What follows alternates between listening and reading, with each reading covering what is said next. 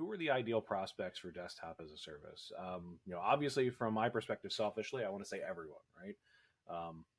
Kind of like the old Churchill quote, "Some gave all gave some," right? Well, I kind of like to paraphrase that into our world is, look, some of the people that we talk to need all of this stuff that this solution can give them, but all of the people that we talk to need some of the stuff that this solution can give them.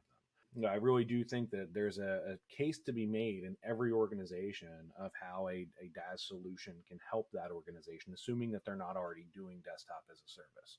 So that said, right, what does the ideal fit look like from our perspective?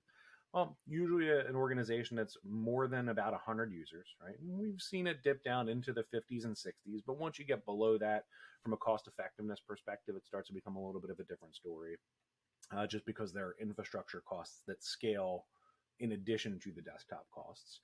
But yeah, north of 100 users, and usually, I mean, we'll certainly go up to infinite, right? But usually the organizations that are the best fit for us are then south of about 3,000 users, just because once you get over that 3,000 user range, now organizations tend to have the level of internal IT maturity to do much of this type of solution build themselves. And they also usually then have the budget to do that in a more of a CapEx friendly model as opposed to an OpEx friendly model.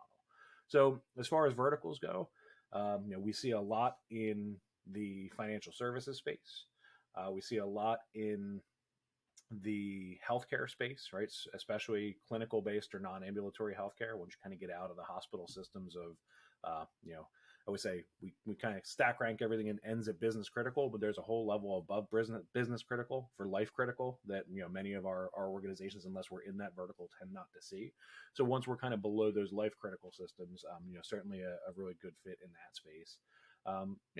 As well as things like banking and credit unions, right? So some folks would roll those up into the financial services. I think there's a little bit of a different need there that allows them to differentiate themselves. Where we tend to, not see a fit, or at least for the Evolve IP side, not see a fit is really kind of in the SLED area, right? So state and local government and education, just because those organizations can usually leverage their status as an education company or as a governmental entity, and in many cases nonprofits also, to work directly with some suppliers like Microsoft to get some advantageous pricing by virtue of what they do. So still from a functional perspective, right, all of those organizations can still have fantastic use cases for how DaaS can help an organization and help a business.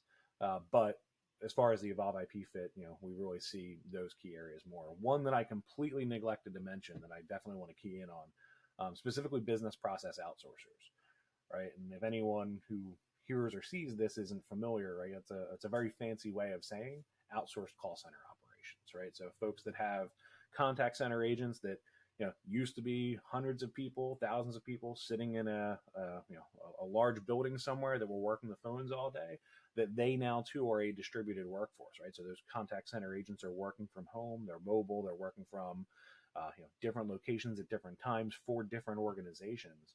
So being able to equip those remote contact center agents with everything that they need from an agent perspective, from a dialer perspective, from a cell phone perspective, from a video perspective, to whatever device from any location.